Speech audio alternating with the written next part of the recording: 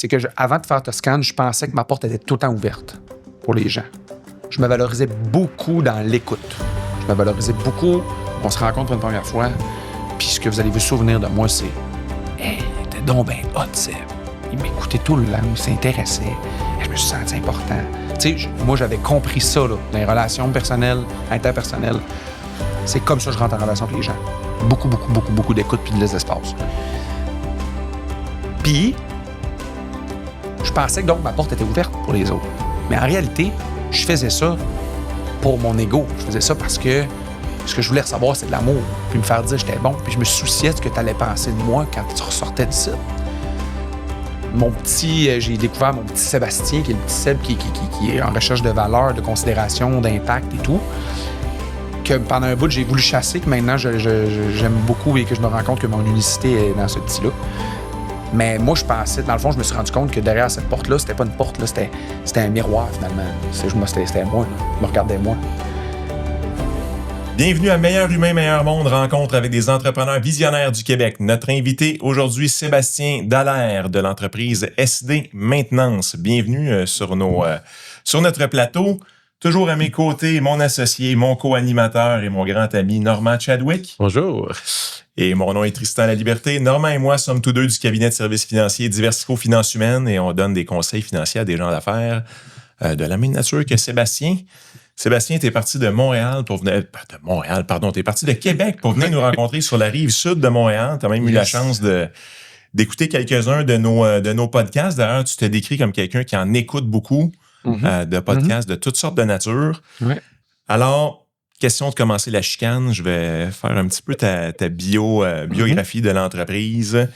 Et puis, alors, Sébastien, tu es le PDG et le fondateur de la firme SD Maintenance. Vous êtes spécialisé en entretien ménager commercial. Vous êtes au Québec, dans plusieurs endroits, plusieurs régions du Québec. Tu es diplômé de l'Université du Québec à Chicoutimi. Tu es un pionnier de l'entreprise libérée, sujet qui te tient vraiment à cœur et qui te passionne énormément. Tu favorises la confiance, l'autonomie, le bien-être, et ce, auprès d'environ 150 collaborateurs là, dans tes équipes. Tu es passionné par l'innovation sociale et technologique. Et puis, tu as partagé d'ailleurs cette vision-là dans un autre podcast qui s'appelle « Au-delà des affaires ». Fait que merci de nous offrir cette sagesse-là aujourd'hui. Ouais, avec beaucoup d'humilité, j'espère. Bien sûr, évidemment. Sébastien, moi, j'ai une partie que j'ai envie de te lancer qui m'a interpellé en écoutant ton autre balado. Une de tes histoires quand même intéressantes, c'est ton passage avec les peintres étudiants. Oui. Qui donne un peu le début de l'entrepreneuriat. D'ailleurs, tu sais, moi-même, j'ai étudié à McGill, baccalauréat en commerce et tout ça. Puis énormément de jeunes commençaient les premiers balbutiements dans ce type de business-là. Tu as eu une année très challengeante, suivie d'un rebondissement. Je trouve que cette histoire-là raconte quand même bien le début de ton aventure. Fait que si tu peux nous raconter ça un peu. Toute autre chose de ton passé là, qui nous mène jusqu'à aujourd'hui. Yes, tout d'abord, merci de me recevoir. Je suis touché aussi par le fait que tu as écouté mon autre balado. C'est assez unique. Ça me fait sentir important. Non, mais sans joke, qualité étudiant, en fait, justement, juste pour la différence, parce que peintre étudiant, c'est une autre organisation. Tu as Collège Pro aussi, mais toute la même affaire. Puis honnêtement, je suis un fervent je veux dire ça de même, moi, j'encourage n'importe quel jeune entrepreneur ou jeune qui voudrait peut-être potentiellement voir si c'est fait pour lui ou pour elle. Pour moi, c'était un terrain de jeu qui était extraordinaire. Autant que j'étais à l'université pendant ce temps-là, puis j'apprenais bien des affaires, autant je sentais un peu que je perdais mon temps, puis c'était peut-être pas... sciences humaines, c'est pas sciences humaines, parce que c'est bac en administration. Souvent, c'est vu comme un peu bac vacances, comme ça, sciences humaines, comme au cégep, là, qu'on dit que c'est sciences vacances. Honnêtement, c'est juste que j'avais vraiment une facilité, puis je savais que j'avais ça dedans de moi, le côté entrepreneurial, parce qu'à 17 ans, j'avais lancé ma première petite compagnie de vente de stock de football. J'en ai déjà parlé ailleurs, mais justement, fait que pour moi, c'était juste une continuité là, quand j'ai vu le jeune homme Samuel passer dans le cours pour parler de ça. Tout de suite, moi, j'ai sauté sur l'occasion. Puis, t'as nommé Une première année difficile, ouais, vraiment. Ça a été une douche d'eau froide sur mon ego qui était probablement un peu surdimensionné à cet âge-là, puis qui l'avait facile, qui vient d'un contexte très privilégié avec 2 parents policiers, justement policiers, pas entrepreneurial, mais quand même très, très favorisés. Donc là, moi, il me fallait une petite douche d'eau froide pour apprendre qu'il faut travailler, puis c'est pas juste le talent, puis c'est pas juste ma belle gueule, puis ma capacité à parler qui va faire que je vais m'en sortir. Puis justement, je suis bien fier, tu sais, j'aime ça voir ça de même, mais je suis bien fier du Sébastien du passé là, tu sais, je suis bien fier du Sébastien à début vingtaine qui a décidé d'être résilient, puis de dire non, c'est pas ça que je vaux, puis je vais revenir plus fort. Ça m'a vraiment, tu sais, c'est vraiment un point tournant dans ma vie où ça m'a appris à être persévérant, ou on dirait que je peux toujours me ramener à cette histoire-là pour me dire, hey, j'ai vécu ça au début, puis il y a beaucoup, tu sais, je suis devenu coach par après dans mon histoire, justement, pour le franchiseur à Montréal. Justement, c'est ce qui m'a amené ici à Montréal. Puis, j'ai tellement vu de jeunes qui ont quitté après une première année difficile, ou même pendant la première année, parce que, c'est pas pour moi, puis mettre ça sur la faute d'autres gens, ou d'autres, ou l'organisation. Circonstances, le territoire est pas bon, le franchiseur prend trop de redevances.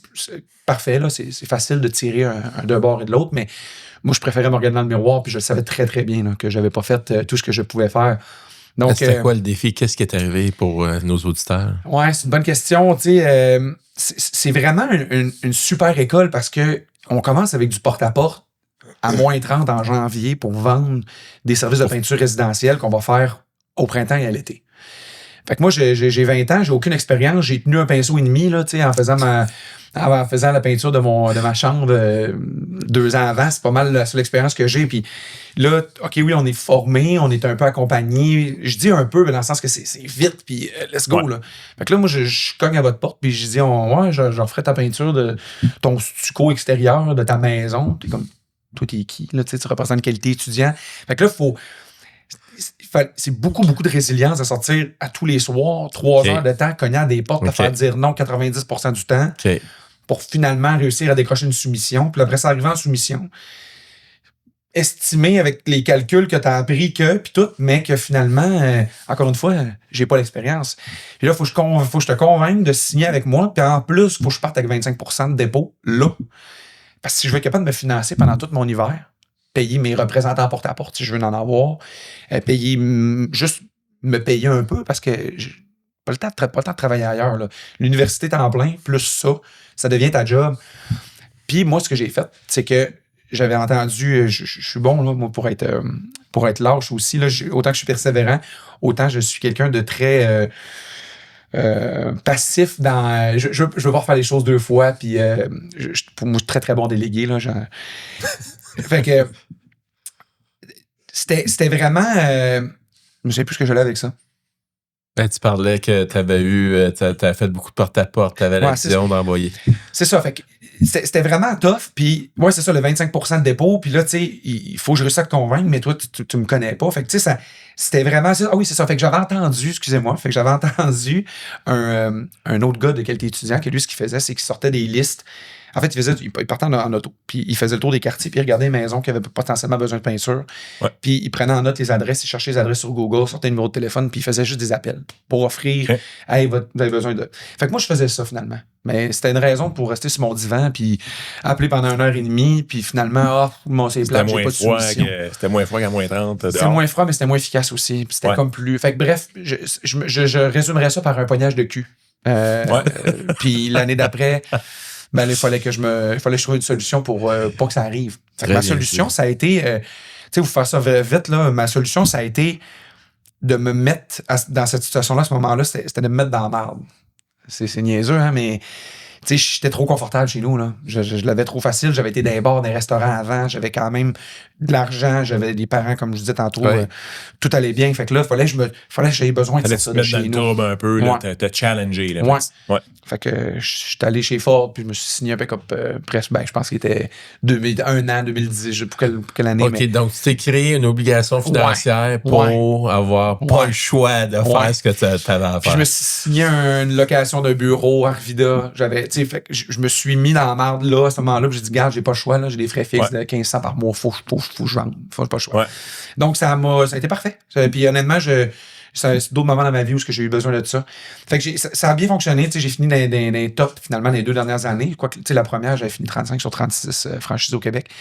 Ce qui m'a amené comme coach, ce qui m'a amené à découvrir la posture d'accompagnement parce que j'accompagnais des entrepreneurs, des jeunes entrepreneurs qui payent des redevances aux franchiseurs. Moi, je suis rémunéré en fonction de leur performance, mais j'ai pas de lien de subordination. Ouais. Fait que là, cette dynamique-là est vraiment particulière parce qu'il fallait que je sois à côté d'eux autres puis les aider à eux atteindre ce qu'ils ont envie d'atteindre, là, atteindre leur objectif. Ouais. Donc, c'est vraiment une posture où je peux pas te tirer, je peux pas te contrôler, je peux pas te dire quoi faire, sinon tu vas sacrer ton camp, c'est moi qui vais être dans la merde. Donc, j'ai vraiment appris. Après ça, j'ai rencontré des gens qui m'ont amené après ça dans l'entretien ménager très rapidement après. Là. Quand j'ai terminé qualité étudiant, ils m'ont appelé, hey, on a besoin de toi.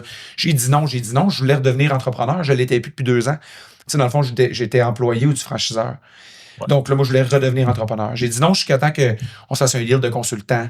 Je suis rentré comme consultant, puis par le fait même, j'ai parti avec un autre de mes collègues, un ancien franchisé que j'avais.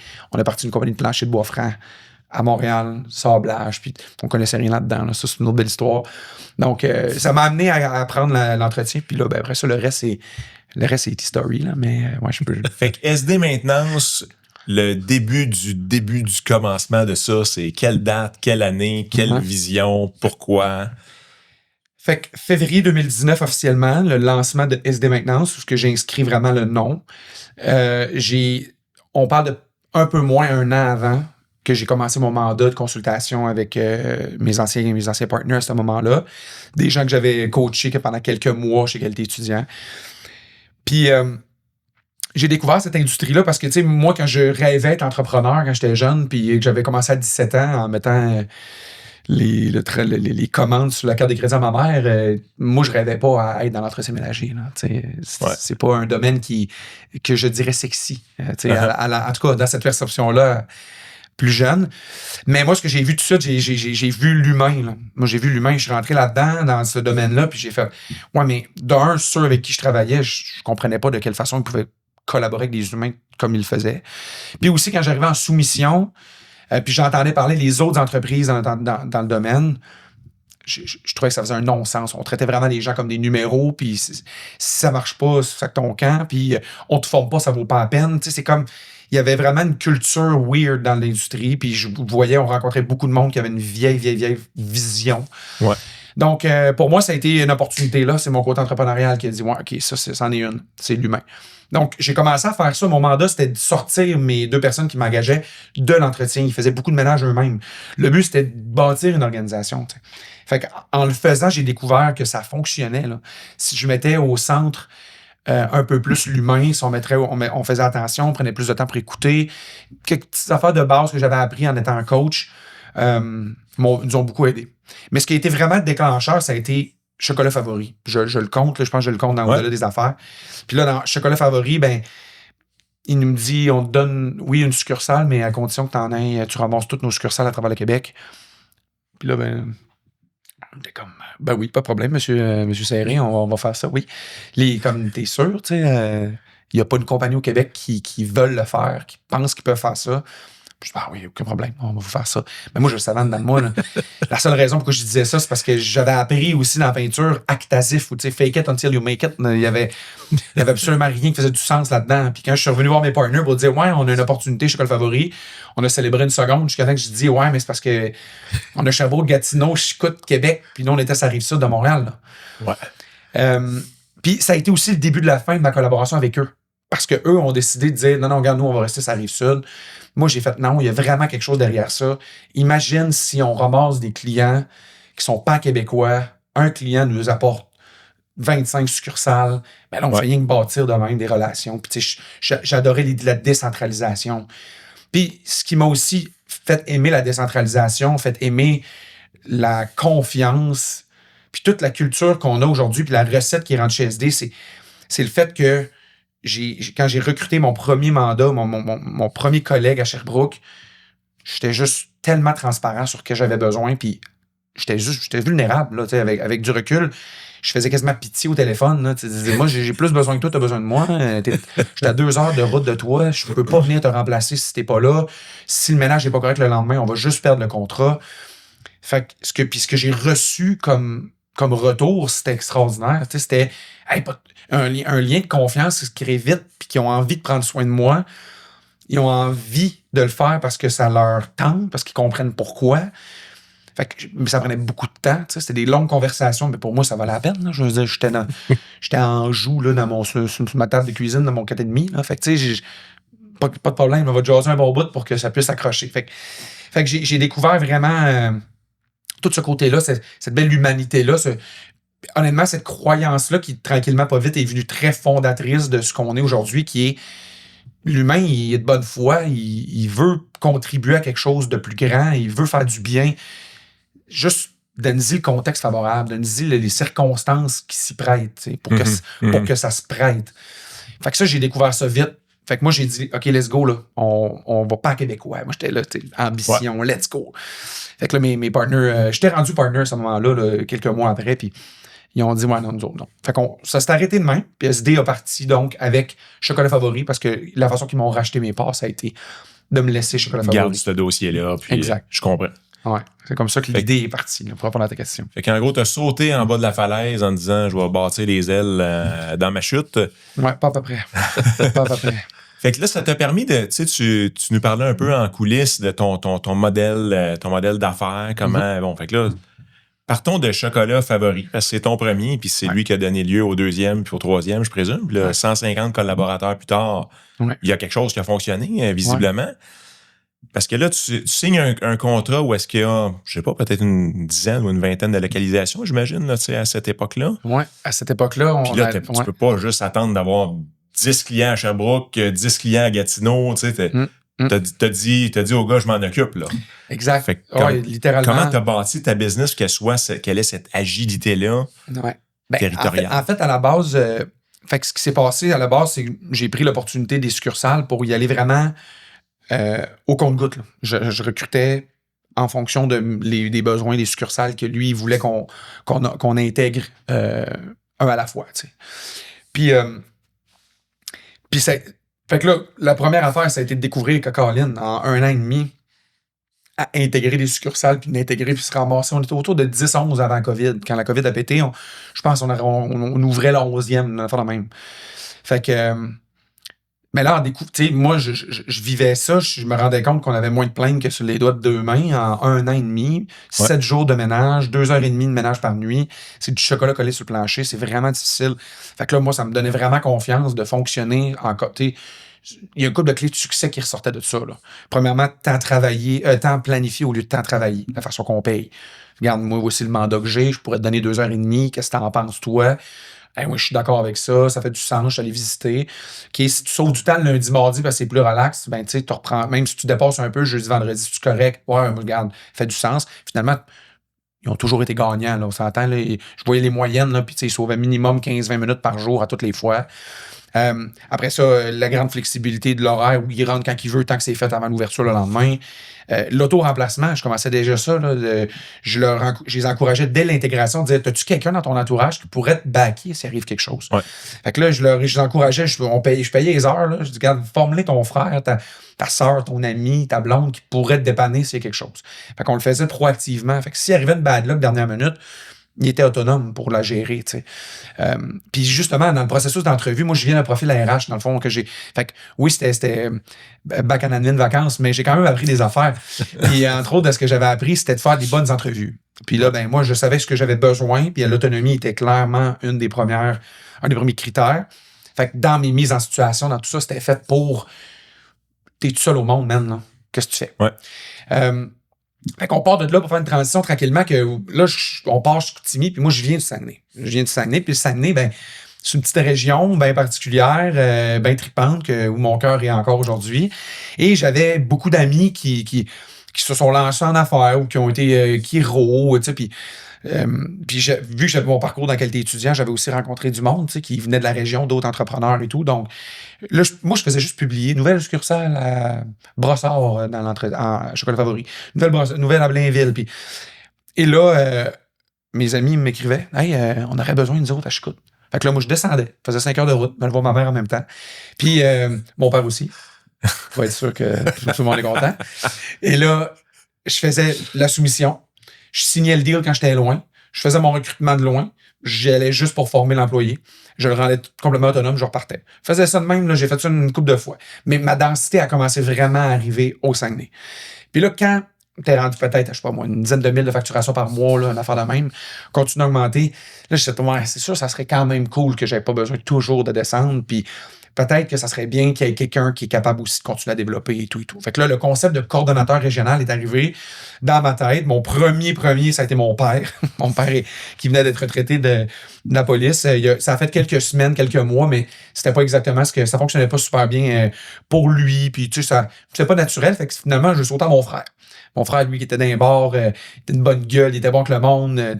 Super persévérant dans ses jobs qu'il avait eu plus jeune, puis il était bien impressionnant, gérant 16 ans chez Saint-Hubert, puis fait que j'ai donné cette opportunité-là, mais au début, je savais pas là, ce que je faisais avec ça. J'étais comme, garde Alex, j'ai pas d'argent, là, on commence à avoir de la facturation, je commence à me payer, qu'est-ce que t'en penses? Je te donnerais 50-50 des profits, moi je garde l'autre 50, je te donne des outils, j'avais déjà intégré un ERP, j'avais quand même, je suis quelqu'un qui optimise, j'avais quand même un peu d'expérience avec quelques étudiants, ils sont très, très structurés. Fait que j'avais commencé déjà dans cette essence-là. Fait que 50-50 au début, mais là, lui, il faisait même pas 1000$ par mois. Là. Fait que là, il fallait qu'il continue à travailler temps partiel. Mais lui, il connaissait du monde à cause qu'il avait travaillé dans les restos. Fait qu'il a commencé à avoir des soumissions. Puis moi, je le coachais. Puis ma façon de le coacher, là, c'était beaucoup de l'autonomie. Là. C'était beaucoup dans... Toi, qu'est-ce que tu ferais? C'est aussi simple que toi, qu'est-ce que tu ferais? Qu'est-ce que t'en penses? Puis, regarde, essaye-les, fais l'erreur. Fait que mon frère, il va vous dire, j'ai eu ça dur. Puis c'est vrai, parce qu'il a mangé des claques dans la face, puis il l'apprenait. Ça a été une super belle école. Fait que le premier coordonnateur régional est venu de même, puis mon frère a augmenté. Moi, j'ai pas mis de plafond. J'étais comme, regarde, c'est 50-50.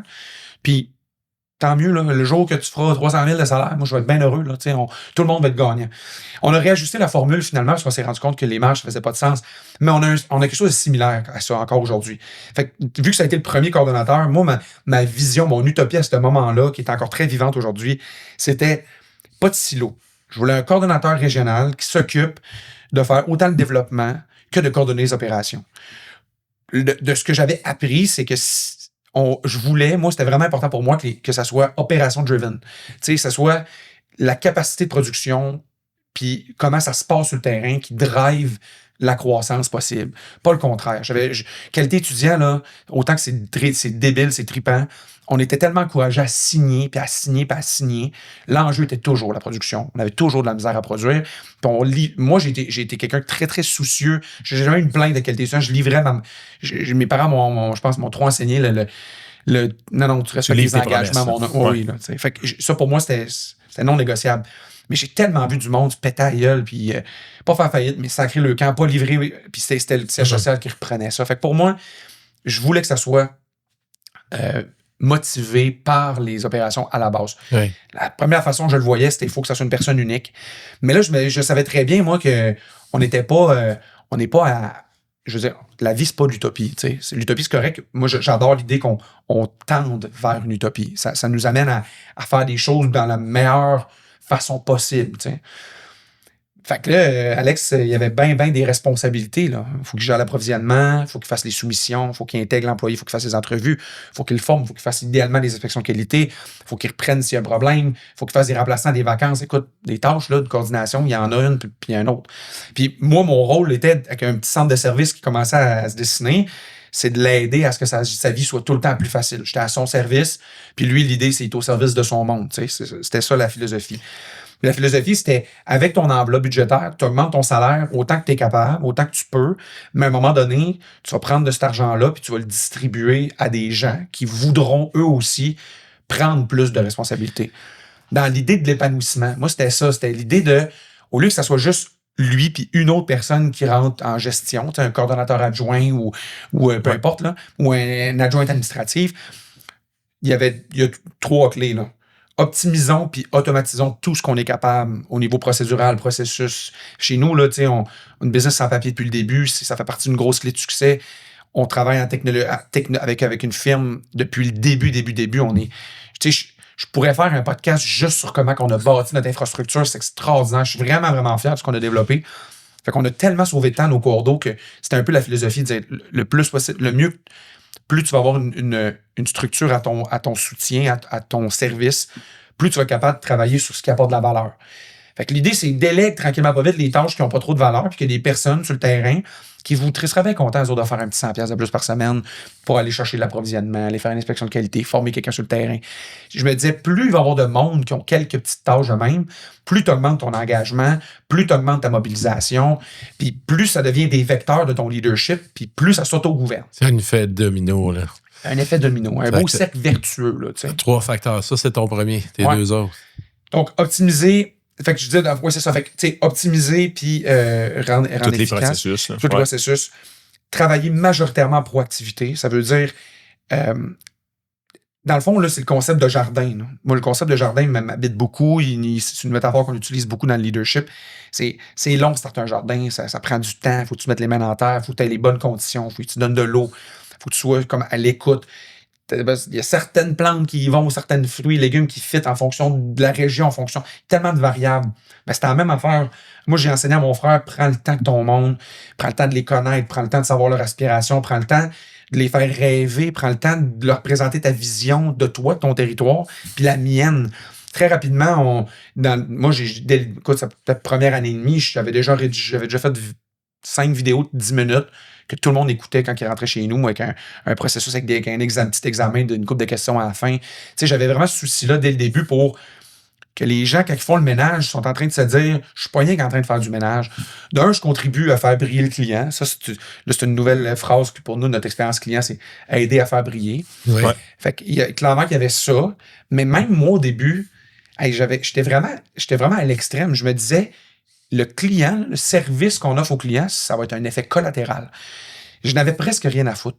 C'est drôle à dire, là, mais je n'avais presque rien à foutre. Dans le sens que je répétais tout le temps, prends juste soin du monde sur le terrain, prends juste soin de tes préposés, pose des questions. Si tu reçois une plainte, renvoie-les par un courrier, transfère-les. Je peux-tu t'aider? Y a-tu quelque chose que je peux faire? Juste pour développer la conscience.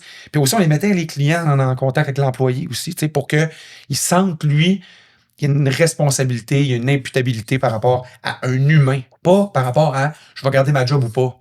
Fait que je te dirais, là, là-dedans, il y a une couple de clés de succès. Il y a clairement le désir du jardinier, la posture du jardinier, l'optimisation pour l'efficacité. Puis, tu sais, dans cette même affaire-là, ben, il y a vraiment les activités à haute valeur, là, les HPA. Là, ça, pour moi, ça a tout le temps été quelque chose que j'ai amené à des cours d'eau à travailler beaucoup, beaucoup sur, là, à garder ça en tête. Tu sais, dire, si tu es tout le temps dans le réactif en train de gérer des feux, c'est parce que tu as probablement mal travaillé en amont. À un moment donné, il faut prendre un break. Puis j'ai une métaphore que je disais souvent, c'est arrête de courir dans la boîte. Là. Arrête. Là. Puis là, il y a une petite montagne. Là, la montagne est un peu ardue, elle va être plus rough encore. Monte-la, mais en haut, tu vas voir, il y a un beau chemin d'asphalte. Je les amenais beaucoup à réfléchir dans cette façon de faire-là, ce qui fait que ben, si tu prends le lien, tu prends beaucoup de temps avec ton monde au début, avec tes clients, ça va juste amener, ça va devenir durable. Ils vont prendre leurs décisions par eux-mêmes, ils vont réfléchir par eux-mêmes. Puis toi, tu vas pouvoir continuer à bâtir, puis à développer, puis à prendre du temps avec ton monde d'avance. Tu vas pouvoir aller juste les voir et dire j'ai aucun commentaire à faire, à part merci, t'es bon, le client est content. Là, tu tombes dans la reconnaissance. Je vais le répéter souvent, mais c'est vraiment le concept du cercle vertueux qui après ça, comme ça fait rayonner du bonheur, du plaisir, du positif. Donc, vraiment, question courte, réponse courte, on se garoche, petit segment pour commencer. Un segment, préfères-tu ça ou ça, ceci, cela, assez classique. Entretien manuel ou entretien robotisé? Robotisé. J'aimerais ça mettre du gaz dedans parce que là, ça fait weird un peu avec l'humain. Hey, c'est une bonne. Continue. Autonomie individuelle ou collaboration d'équipe? Collaboration d'équipe. Technologie ou relations humaines? Relations humaines. Formation sur le terrain ou formation en ligne? Sur le terrain. Standardisation ou adaptation locale? Adaptation locale. Croissance rapide ou croissance durable? Durable, clairement. Innovation produit ou innovation service? Innovation service. Vraiment. Bien-être au travail ou performance opérationnelle? Parce que tout ça sert à la performance opérationnelle, tu sais. Puis de pas dire performance opérationnelle, c'est dire c'est un genre de chaos qui est juste pour le monde soit bien. Ouais, mais on fait quand même du ménage. Là. Ouais. Fait qu'elle est rough, tu sais. Le bien-être à tout prix, c'est non, tu sais. Il faut une certaine exigence de performance. Fait que Un pour peu celle-là, l'un est au service de l'autre. ben, c'est ça. Fait que juste pour jouer le jeu, je veux dire performance opérationnelle. C'est bon. Reconnaissance formelle ou reconnaissance informelle? Reconnaissance formelle. Ben oui. Client fidèle ou un nouveau client stratégique? Client fidèle. Mission sociale ou succès financier? Succès financier. Succès financier parce que c'est ça qui va nous permettre d'avoir la mission sociale. Parce que notre intention, entre autres, c'est de faire de la redistribution de profit. Ouais. Puis moi, si on veut être capable de donner plus d'argent dans les mains des gens qui font du ménage, tout comme n'importe quelle industrie de gens qui travaillent sur le terrain, il faut avoir des succès financiers. Puis ça fait partie de notre cercle vertueux. Il n'y aura pas de mission sociale s'il n'y a pas de succès financier. Ouais. Québec ou expansion au-delà du Québec? Au-delà du Québec. Le truc le plus fou que tu as déjà fait en business? Ah dire oui à Denis Serré pour prendre les chocolats favoris, là, clairement. Un livre qui t'inspire en ce moment ou récemment? Hey, là, je viens de commencer Unreasonable Hospitality de Will Guidera. Puis ça a l'air bon en tabarouette. J'ai juste lu une couple de pages, puis là, j'ai comme l'impression que ça va être lui qui va être top of mind. Le dernier qui me vient, j'ai beaucoup aimé Onward de Starbucks. J'en ai parlé tantôt. Ouais. Puis c'est en 2008-2009 là, que ça se passait. C'était le temps de la crise. Il y a eu une crise. Je trouve ça super intéressant en prévision de la grosseur d'entreprise que j'ai comme ambition et comme vision, je dirais. Ouais. Des erreurs à ne pas faire dans une croissance qui tout le temps Assez d'année en année. fluide. Puis Ouais. puis on vit ça, nous, là. On est en croissance. On est que en croissance depuis toujours, tu sais. Ouais. Tout le temps les meilleurs mois, après meilleurs mois, après meilleurs mois. Mais à un moment donné, là, l'abondance, c'est dangereux parce que t'investis comme si de rien n'était. Ouais. Ça me ramenait beaucoup sur la terre. J'ai vraiment aimé ce livre-là. Ton podcast coup de cœur? J'ai pas le choix de dire... tu sais, Mike Ward, tu écoutes. Pour moi, c'est Mike Ward, tu écoutes. Dans un moment de conflit, comment tu réagis? C'est quoi ton réflexe? Mon réflexe aujourd'hui, c'est... Le premier, c'est de fermer ma gueule pour observer comment je me sens, comprendre pourquoi je me sens de même, comprendre mes besoins, là, vraiment. L'échec dont tu es le plus fier? Ouais, ma perte de 5000 $, ma première année dans la qualité étudiante. Ouais. Ben oui. Ouais. Ben oui. Puis qu'en bout de ligne, après cette expérience-là, il a fallu que mon père me passe 12 000 pour payer mes taxes, pour clairer mes affaires. J'étais tellement insouciant financièrement, j'étais complètement débile, mais je suis vraiment content d'avoir été de même. Là aujourd'hui, c'est beaucoup plus facile pour moi d'aller chercher quelqu'un qui est bon dans les finances, puis qui est bon pour nous contrôler, puis on a une star. Fait que, tu sais, ma star, parfait. Tirez-moi un peu à l'aise, mais moi, c'est clair que c'est clairement pas moi qui ai de la misère à investir, puis qui ne va pas dans le futur. Ça, c'est sûr et certain. Un accomplissement dont tu parles peu, mais qui a vraiment fait une marque pour toi. Ah, c'était ma niaiseux. La première qui me vient, là, parce que vous avez dit réponse courte, c'est que j'ai joué 3 fois 82 dans les deux derniers mois au golf. Mais pour ceux qui me connaissent un peu et qui l'écoutent, ils vont dire, mais Chris, c'est tout un qualité, je travaille fort sur ma game de golf.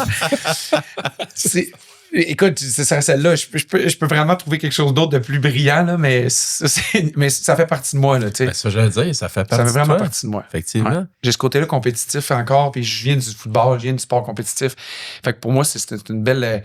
Et en fait, je pense que le plus bel accomplissement, ça me vient de Jean-François Ménard. Je sais pas si vous connaissez Jean-François Ménard. Vous connaissez-vous? Préparateur mental de l'équipe du Canadien de Montréal, des Jeux Olympiques. Oui. Oui, il y a coach, entre autres, Michael Kingsbury aussi. Exact. On l'a eu en conférence aussi. Oui, exact. Il était écœurant. On l'a eu à IO1, l'événement qu'on a eu 3 jours. Puis il était là pour les entrepreneurs. Il parlait puis il faisait des liens avec le sport. Mais moi, ce que j'ai retenu, c'était utile en tabarouette pour ma game de golf. Là. C'est pour mon mental. Puis je pense que je suis le plus fier. C'est comment ma tête, comment ma flamme, là, il donnait cet exemple-là, la métaphore de la flamme, quand quelqu'un est hot, là, quelqu'un est en feu, là, c'est un athlète qui est en feu, ben c'est quoi? Puis comment tu fais pour tout le temps l'alimenter, ce feu-là? Puis grâce à ces apprentissages, je pense que c'est ça qui a fait que en revenant de ça, que j'ai joué mes meilleurs games à vie, juste parce que je gardais le feu actif puis je célébrais les petites victoires. Fait que je pense que ce que je suis le plus fier, c'est de célébrer mes petites victoires malgré un power hook d'un faire ça dans le bois, tu sais. Au moins, je l'ai bien frappé. Fait que là, je célèbre les petites victoires. Puis bon, fait que je pense que c'est ça que je suis le plus fier. C'était ma plus longue drive dans le bois. Mais tu sais, ça change le mindset. Ta longue pareil. Oui, voilà. Travailler chez SD Maintenance, en un mot, c'est quoi? Responsabilité. T'aimes-tu mieux oublier une erreur ou t'en souvenir pour en apprendre? Ah oui, non, j'oublie pas mes erreurs. J'oublie bien les affaires, là. Mais non, les erreurs, c'est tellement, ça fait... Je vois ma vie comme une histoire depuis longtemps. Je vois ma vie de l'autre sens. Je vois ma vie en me disant, quand je vais être sur mon lit de mort à peut-être 112 rendu là, parce que on sait pas où on va être rendu. Puis je vais parler de mon histoire à mon petit-fils ou mes petits-fils ou peu importe, là. Petite fille aussi, bien sûr. C'est quoi l'histoire que je veux leur conter qui me rendrait fier aujourd'hui? Je vois tout le temps ma vie de même.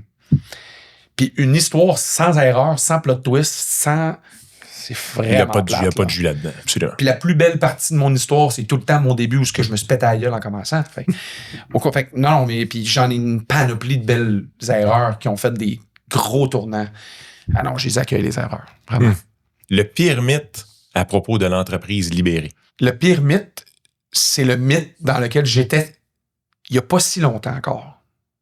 Où est-ce que l'entreprise libérée, c'est une boîte.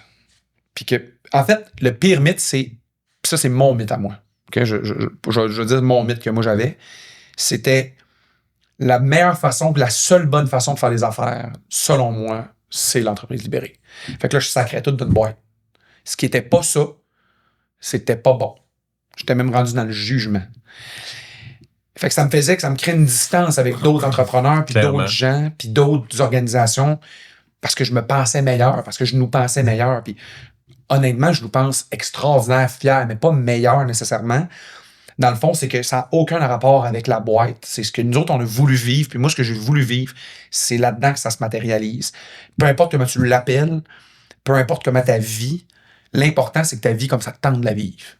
Mm-hmm. Je pense que c'est de déconstruire ce mythe-là où c'est pas vrai que c'est nécessairement mauvais la hiérarchie. C'est pas vrai que c'est pas bon la forme top-down. Il y a des super bonnes façons de faire plein d'affaires. Puis il y a plein de bons individus là-dedans qui la font vivre aussi d'une façon extraordinaire. Ouais. Je pense que c'est ça, moi, mon mythe. Que j'ai déconstruit dans les derniers temps. Qui m'a rapporté beaucoup d'amour et d'accueil envers toutes les autres. Qui m'a aussi permis de me lancer un peu plus dans l'accompagnement externe, je vous parlais en début. T'sais. Sinon, j'aurais pas eu cet espace-là. C'est ça. Mm-hmm. Puis le pire mythe de l'entreprise libérée, c'est que c'est un chaos. Puis je pense que le deuxième mythe qui me fait le plus chier, c'est que c'est un camp de vacances. Que dans le fond, tu fais ce que tu veux. Puis que c'est juste du plaisir. Puis que c'est le bien-être à tout prix. J'ai appris la différence entre la gentillesse et la bienveillance. Puis c'est vraiment important. Puis je pense que c'est le plus gros point. C'est que la gentillesse, c'est entre autres protéger comment tu vas te faire sentir. Fait que je vais essayer je veux protéger tes émotions. Mm-hmm. Ça, c'est être gentil. Mais la gentillesse, ça ne sert pas à personne bien quand tu y penses. Mm-hmm. Versus que la bienveillance, c'est de dire qu'est-ce que je pense qui est le mieux pour toi, mais pour moi aussi. Puis des fois, c'est pas une bonne nouvelle. Puis des fois, c'est plate comme vérité. Il y a beaucoup plus, il y a de la vérité derrière la bienveillance. La gentillesse, c'est on protège. Fait que c'est loin d'être un cas de vacances. Au contraire, je pense que les conversations les plus difficiles, en fait, nous, dans notre organisation, je pense qu'on est extrêmement bon et mature de le faire. On laisse pas les non-dits. On se clear entre nous autres. On clarifie les relations. Fait que je pense qu'au contraire, vraiment au contraire, c'est loin d'être un cas de vacances puis loin d'être bien-être à tout prix. Il faut beaucoup d'exigences. Beaucoup d'exigences pour préserver un lien de confiance quand tu ne mises pas sur un lien de subordination. Quelle est la phrase que tu te répètes pour avancer? Je pense que je me répète constamment que je fais du bien autour de moi. Puis que ce que je fais, ça amène du bien sur la terre. Une dernière question pour toi. Vas-y. La porte que tu t'es tatouée, elle veut dire quoi pour toi, cette porte-là? Eh boy, on a combien de temps? Non, c'est pas vrai. Je vais faire ça short. C'est deep. Mais c'est parfait. La porte, pour moi, c'est que avant de faire Toscane, je pensais que ma porte était tout le temps ouverte. pour les gens. Je me valorisais beaucoup dans l'écoute. Je me valorisais beaucoup. On se rencontre une première fois, puis ce que vous allez vous souvenir de moi, c'est « Hey, il était donc ben hot, Seb. » Il m'écoutait tout le long, il s'intéressait. Je me suis senti important. Tu sais, moi, j'avais compris ça, là, dans les relations personnelles, interpersonnelles. C'est comme ça que je rentre en relation avec les gens. Beaucoup, beaucoup, beaucoup, beaucoup d'écoute puis de laisse d'espace. Puis, je pensais que donc ma porte était ouverte pour les autres. Mais en réalité, je faisais ça pour mon ego. Je faisais ça parce que ce que je voulais recevoir, c'est de l'amour. Puis me faire dire que j'étais bon. Puis je me souciais de ce que tu allais penser de moi quand tu ressortais d'ici. J'ai découvert mon petit Sébastien, qui est le petit Seb qui est en recherche de valeur, de considération, d'impact et tout. Que pendant un bout, j'ai voulu chasser, que maintenant, j'aime beaucoup et que je me rends compte que mon unicité est dans ce petit-là. Mais moi, je pensais, dans le fond, je me suis rendu compte que derrière cette porte-là, c'était pas une porte, là, c'était un miroir, finalement. C'était moi, là. Je me regardais moi. Là. Mm-hmm. Fait que ça a été un gros takeaway, gros apprentissage quand j'ai eu ce genre de révélation, prise de conscience-là. Puis maintenant, pour moi, qu'est-ce qu'elle veut dire? C'est qu'il faut que mon petit Seb qui a besoin de valorisation, d'amour, de reconnaissance, puis me faire dire bravo, il faut qu'il soit en adéquation avec mon grand sage, qui est le côté du gars de 32 qui vous parle du bonheur, de la sagesse, de la posture, de la détente, du calme, de l'amour, de gna. Ben, quand les deux sont ensemble, j'ai tout l'espace au monde parce que je suis bien. J'ai mon estime, j'ai pas besoin d'avoir l'air, j'ai pas besoin de griller. Fait que là, je suis capable d'être là pour les autres. Mm-hmm. Puis ça, ben, comme accompagnateur, c'est cette posture-là que j'essaie d'avoir le plus souvent possible. Mm-hmm. C'est ça qu'elle veut dire, la porte. Ça fait... on dirait qu'il y a comme deux éléments, je dirais pas qu'ils rentrent en contradiction, mais qui pourraient peut-être t'offre beaucoup d'autonomie à tes gens. Ouais. Tu leur dis, hein, on va te donner un environnement où tu vas réfléchir par toi-même, tu vas pouvoir innover, créer, prendre tes propres décisions. Ouais. Qu'est-ce que tu aurais fait? Qu'est-ce que tu ferais, toi? OK? Puis de l'autre côté, on te sent très dans le mentorat, dans l'accompagnement. Qu'est-ce qui est mieux, d'avoir un mentor ou de faire ses propres erreurs puis d'avancer? Qu'est-ce qui est mieux? C'est vraiment une bonne question. Puis, écoute, je pense que je vais te répondre par l'autre très bonne question que tu m'as posée pour me ramener à mon 3. T'sais. J'ai dit le jardinier, j'ai dit l'optimisation de l'efficacité. Puis la troisième, je pense, je sais pas si je l'ai dit, là, peut-être qu'ils vont dire, il est rendu à 4, peu importe. Là. La réponse que ça sera un bonus. Oui, exact. La réponse que je donnerais, c'est puis là, j'allais dire pas un classique, mais en tout cas, un cliché un peu. Cliché, merci. Ouais. Cliché alert, le développement personnel. Fait que là, le développement personnel. Bon, là, c'est barouetté. Moi, j'ai bien du monde autour de moi qui m'ont dit, j'étais cœuré de lire des livres de même. Tu sais, où ce que ça... Bon, là, je parle pas de... En fait, ce que je parle, c'est des phases de conscience. C'est l'élévation de la conscience. C'est d'être capable de prendre du recul sur les situations. Puis, mais c'est quoi cette bibite-là? Là? Puis dans le fond, quand tu me poses la question de mentorat, coaching, faire ses propres erreurs, c'est un beau mélange de tout ça. Mais l'intention de base, c'est, moi, de la façon que je le comprends, c'est comment... Puis c'est devenu une genre de loi un peu pour nos cours d'eau là, de se ramener. C'est comment tu es capable de gérer le plus de complexité possible, dans la plus grande simplicité possible, avec le moins d'anxiété possible. Quand même. Fait que là, mais là, si on se pose cette question-là, OK, comment tu gères le plus de complexité possible, avec le plus de simplicité possible, et avec le moins d'anxiété possible, ben c'est sûr que si tu es toujours en train de, tu sais, je donne des petits exemples, tu es toujours en train de trouver des solutions pour ton monde, si tu joues le sauveur, si tu prends pas le temps, tu vas trop vite, mettons, tu crois trop rapidement, tu prends pas assez de temps dans tes opérations, tu tournes des coins ronds, tu respectes pas certaines clés de succès, ben là, tout d'un coup, ta complexité augmente, ce qui est correct, parce que c'est ce qu'on veut, là, on veut de la croissance, même que c'est intimement lié à notre mission qui est de créer de l'épanouissement collectif. On a besoin de croissance, mais pas au détriment des autres. Si tu augmentes ta complexité, il faut que ça vienne avec la simplicité.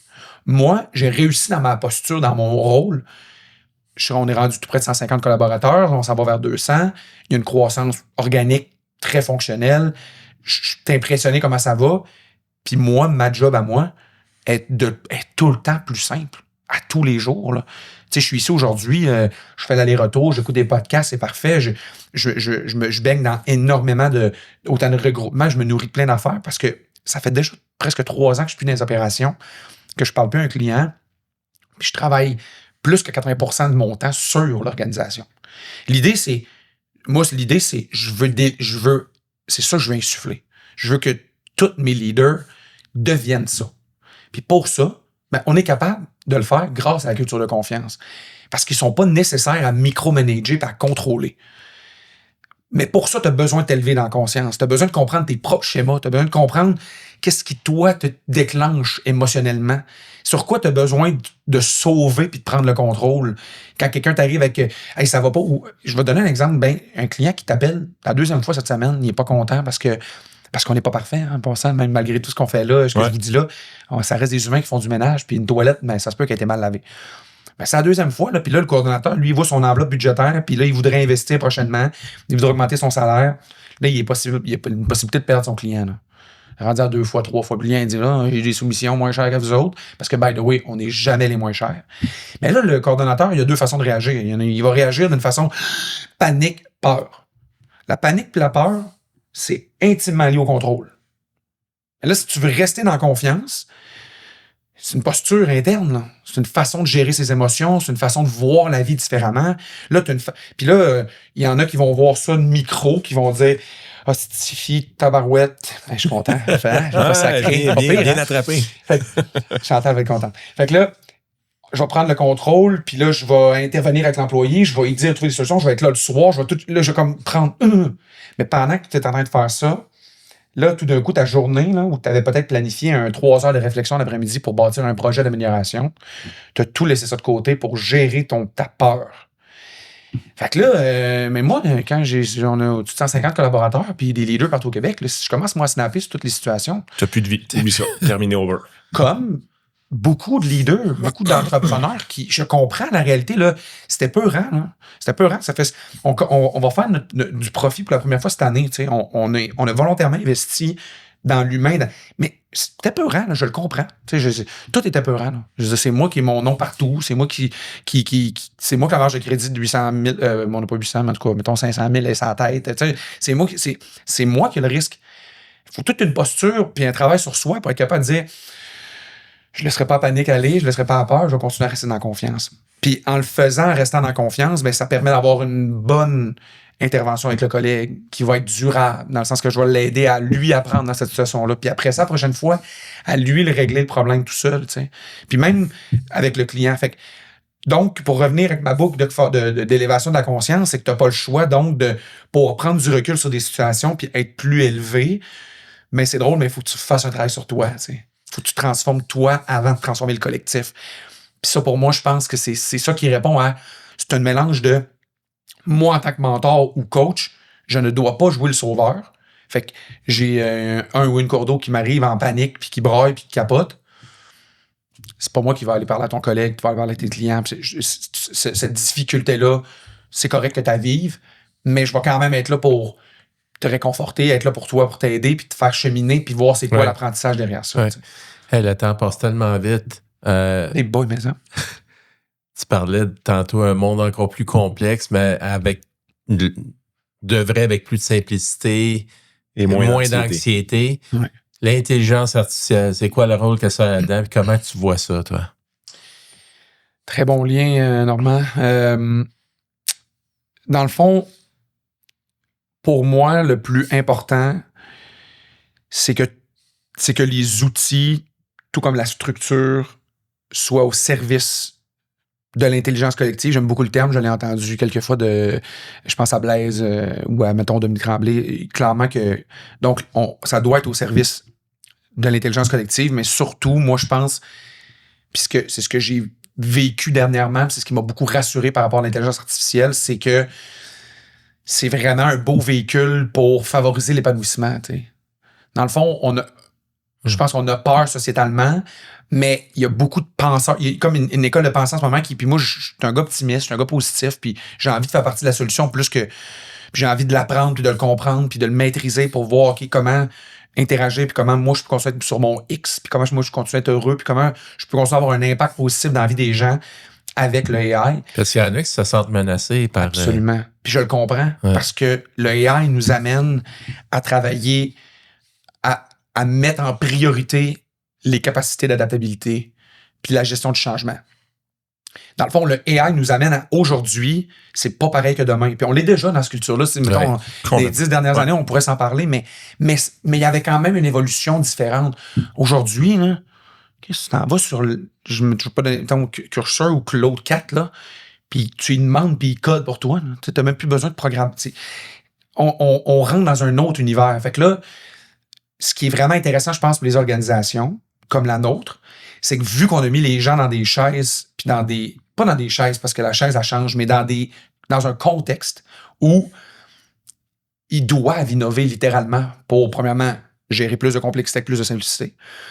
Puis pour moins d'anxiété, ben, on les a mis dans des chaises où le but, là, c'est fais ce que tu veux, améliore, puis tu vas te payer pareil. Comme préposé, tu as 4 heures, si tu le fais en 3 heures, si tu le fais en 2h30, la job, tant mieux, tant que la job est bien faite, tout est imputable, on s'en sac. Même affaire avec les cours d'eau, il n'y a pas de politique de vacances chez nous, il n'y a pas de politique d'horaire, tu as des responsabilités, tu as un enveloppe budgétaire, tu as des clients, des collègues, j'ai pas besoin de te dire rien.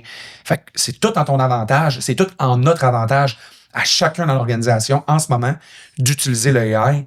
Puis là, je suis sorti d'une convention de 3 jours à Montréal. On a eu Zach Cass de OpenAI qui est venu nous présenter, anciennement d'OpenAI, et puis là, présenter sa vision de ça. Puis moi, je voyais ça extrêmement positif. Puis je vois surtout ça en adéquation avec notre mission qui est l'épanouissement. Dans le sens, c'est que tu réussis, on va réussir à encore plus éliminer les choses qui nous font chier, les tâches qui n'apportent pas de valeur, puis ça va nous permettre d'aller apporter de la valeur là où c'est important. Fait que moi, si 80% du temps de mes collègues, ça va être du relationnel, puis ça va être de prendre des cafés avec leurs collègues, d'aller visiter les clients. Let's go les AI, man. Ouais. Mais c'est qu'on a bâti quelque chose qui fait que ça vient vraiment nous nourrir, ça vient vraiment nous aider. J'ai souvent répété la culture d'apprentissage, la culture du changement, puis la culture de confiance. Fait que pour nous autres, c'est comme let's go, man. C'est un outil incroyable. Puis je pense sincèrement que s'il y a un problème qu'il va avoir avec le AI, il va en avoir des problèmes, on s'entend. Tu sais, ça va foutre le bordel en pleine affaire. Je pense qu'en tant que leader, en tant que créateur, moi, je me considère comme un créateur de valeur, un créateur de quelque chose. En tout cas, j'ai l'impression que je crée de quoi. Ben, c'est de repenser nos organisations, justement, à la Reinventing Organization, de repenser nos organisations pour mettre, ben, c'est quoi, dans le fond, l'important pour nous autres? Dans un univers où, finalement, on n'aura peut-être plus tant besoin de travailler, c'est qu'on fait. Ouais. Puis comment on le fait? C'est ça la question. Puis j'ai l'impression que de la façon que nous, on l'a bâti, on est mûr, on n'est pas mûr, mais on est prêt à recevoir ça. Fait que là, tu ressors de cette conférence-là, c'est très récent, là? Oui, c'est juin, là, fin juin, début juin. Quand tu es revenu, mettons, lundi matin, ou peu importe la journée que tu es revenu avec d'avoir été te tremper dans une grosse conférence comme ça, d'un sujet qui est vraiment très riche en ce moment, qu'est-ce que tu avais envie d'implanter? Je suis con, mais je suis vraiment... des fois, j'ai appris à être fier de moi, là, sans arrogance, mais la partie que je suis fier de moi, c'est que mon réflexe, ça a été, il faut un comité AI. Mon premier réflexe, ça a été ça. Parce que dans le fond, c'est ce que je fais majoritairement, c'est travailler sur l'organisation, je l'ai dit. On fait 3 retraites par année, c'est moi qui les organise encore, c'est moi qui crée la majorité des ateliers, du développement. On est rendu avec un comité aussi, il s'appelle le Store Café, notre retraite, mais fait on est rendu un comité de ça, puis ce que je trouve trippant, c'est de faire travailler le collectif, puis que toute l'équipe du centre de service, mais même l'équipe sur le terrain, disent « Hey, on a besoin... Il faudrait qu'on développe telle connaissance, telle skills, on devrait travailler telle posture, tel discours. » Fait qu'on modèle nos retraites en fonction de ce qu'il y a un besoin. T'sais. Ben, ça m'a fait avec le AI. Je me suis dit, OK, il y a plein d'idées qui m'ont sorti. J'ai eu des conversations avec des gens, mais c'est pas pertinent que ce soit moi qui vienne implanter des affaires. La seule chose que je vais implanter, c'est le comité AI. Puis ce que je veux implanter surtout, c'est une graine dans la tête de tout le monde pour faire des veilles. De la veille AI. Moi, j'ai une page dans ma to-do là, qu'à tous les jours. Puis je suis rendu dans un WhatsApp canadien dans mon regroupement EO, justement, où est-ce que là, je vois plein de posts, je vois des liens, je les mets, puis je les écoute pas maintenant, je vais les écouter plus tard. Je pense que si je peux implanter une affaire, ça va être juste ça. Là.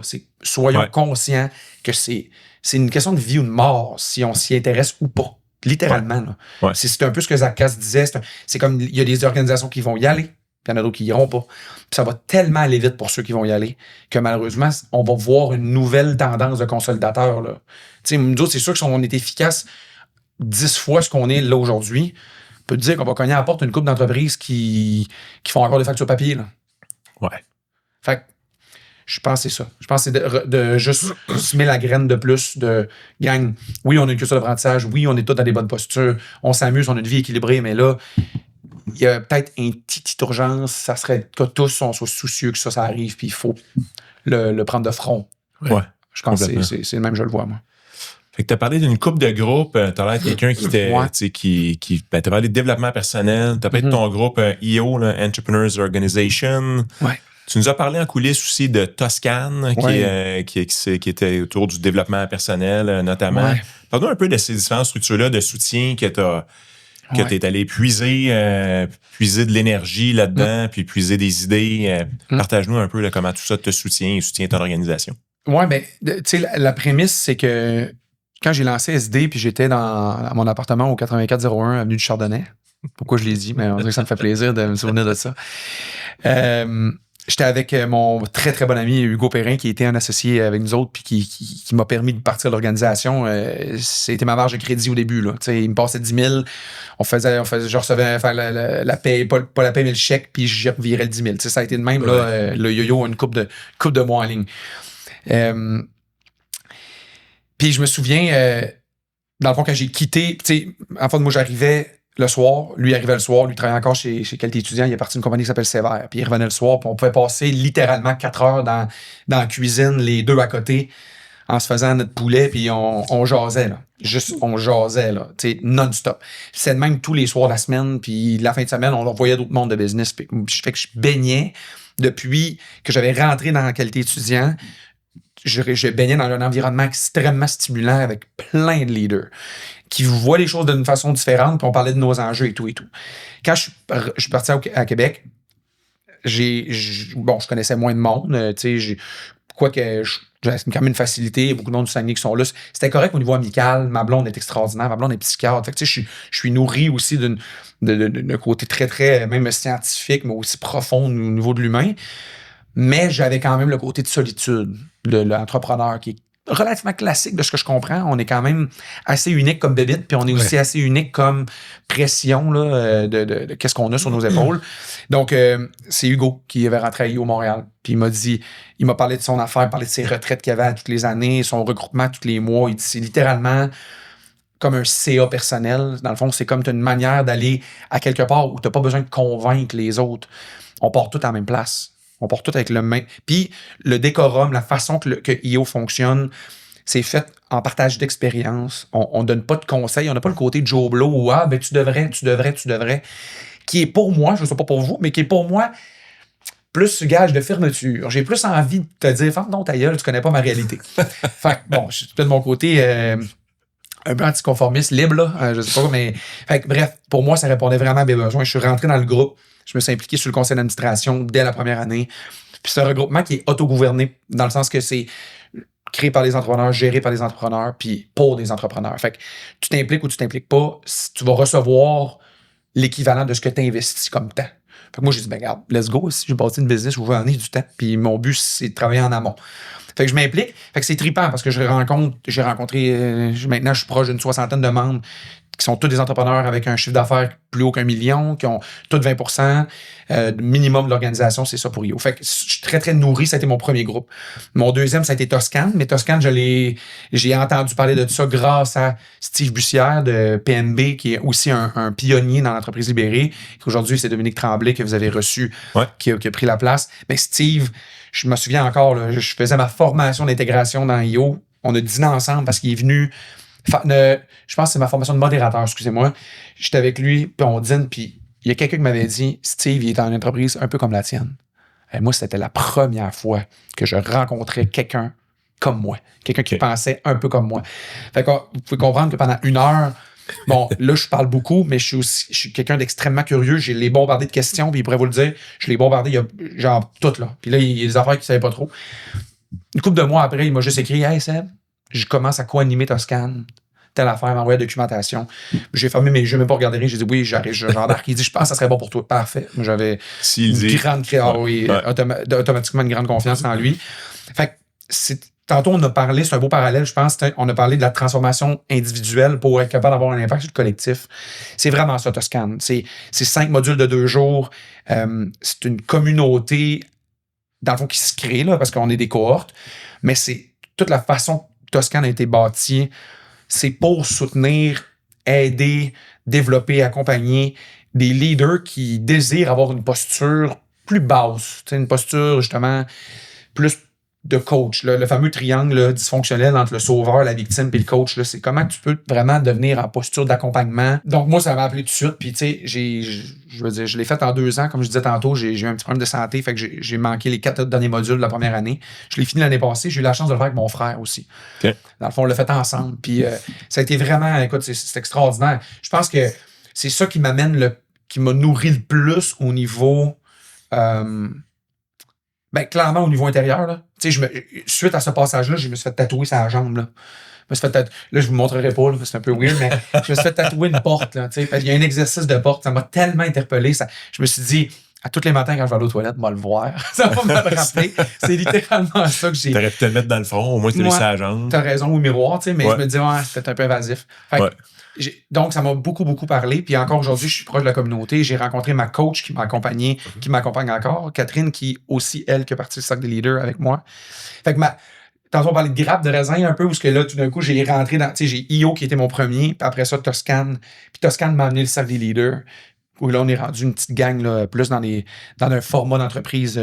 Parce que libérer, tu sais, vous l'avez vu avec les gars qui sont venus ici, là, c'est pas tout le monde, même, j'imagine, Catherine, j'ai pas écouté son balado, mais ils parlent pas tous de libérer. Il y en a que c'est affranchi, il y en a que c'est responsabilisant. Exact. L'idée, c'est on a pas mal toute la même affaire, c'est que on a le souci on a tout l'amour de l'humain, on a tout le souci de l'épanouissement, puis on veut tout aussi être heureux puis triper dans ce qu'on fait, mais pas subir nos organisations. Je pense que c'est une grosse, grosse différence. Fait que c'est ce que je réponds. Mais écoute, tout ça me remplit, me nourrit. C'est incroyable. Puis c'est surtout, c'est peut-être parce que, tu sais, ce que j'entends souvent, c'est « Hey, j'ai pas de temps pour ça. » Moi, j'ai été au recrutement dans IO.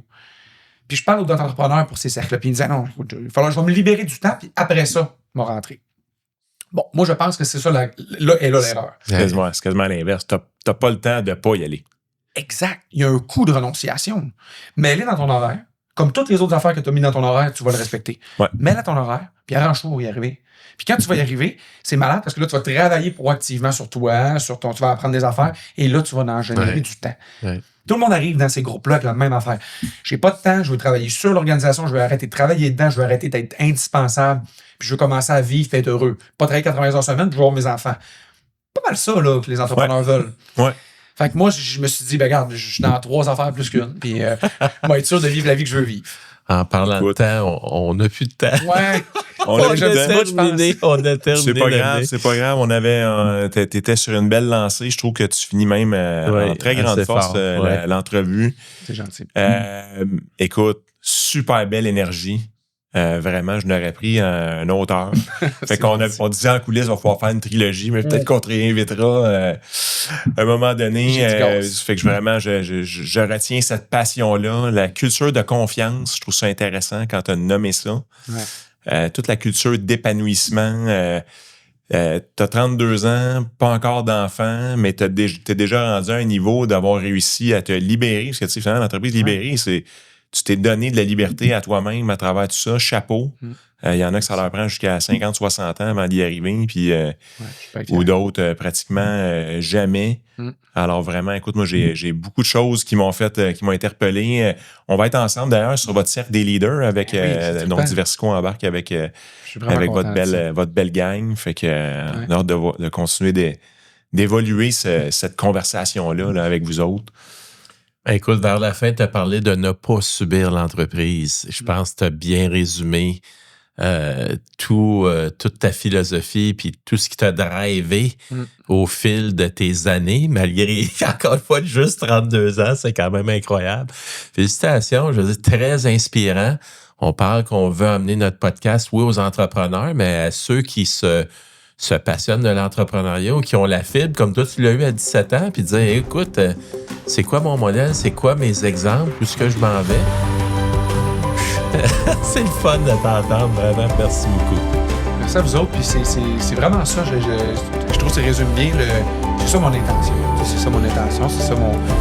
Si ça peut avoir. J'ai tellement eu d'impact, dans le fond, pas moi j'ai eu d'impact, mais j'ai tellement reçu de des gens qui ont partagé, on a lu, pour lire, il faut qu'ils écrivent, pour entendre, il faut qu'ils qui parlent. Fait que là, je me dis, regarde, si d'une certaine façon, ça peut inspirer n'importe qui à se lancer en affaires ou à même transformer leur posture, leur vision pour juste vivre plus heureux. Puis moi, je me dis, si on est dans un monde plus heureux, ben ça se peut que ça règle comme de problème. Ouais, hein?